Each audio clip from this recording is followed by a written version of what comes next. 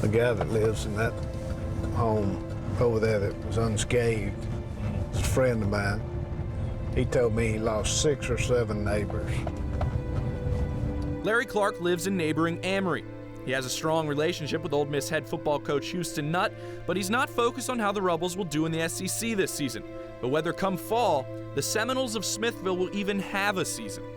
I've heard that the scoreboard off this football field ended up in Tremont, which is over 20 miles.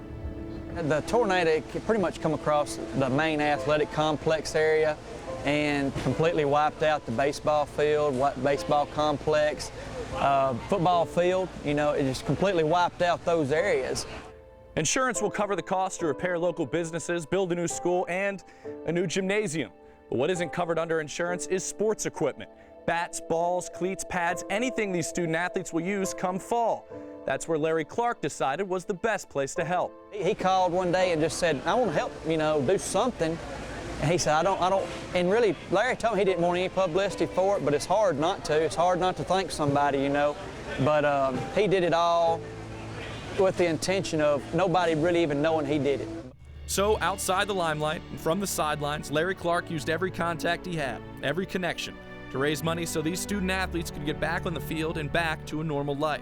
He got NFL players and big leaguers to help the little school in the small town.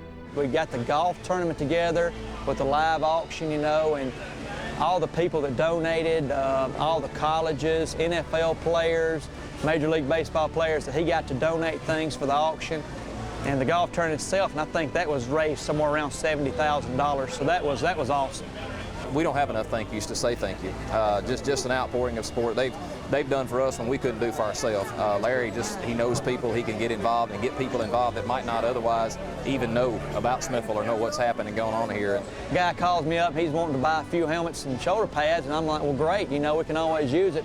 Well, the next thing I know, I get in 2 dozen brand new helmets and brand new shoulder pads. So, you know, it's just been an overwhelming response out of everybody.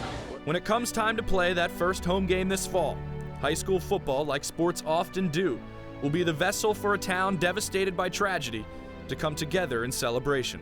It's small town, and it's small town Mississippi. Football is life.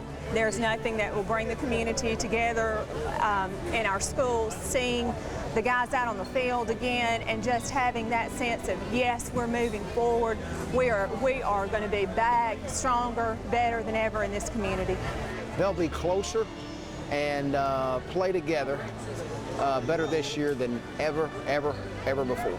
We just feel like for our town and for the morale and the spirit of our people, if we could play our home football games on campus this year, we just feel like it's immeasurable, the kind of shot in the arm it'll be for our folks, and we're on schedule to do that. Our first home football game is August 26th, and we're not planning on playing it anywhere but on our campus.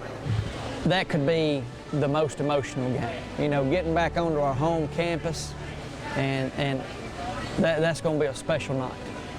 And you can bet on that fall Friday night under the lights, Larry Clark will once again be out of the limelight and on the sidelines. You gonna go to that first game, home game? Probably will. Probably will.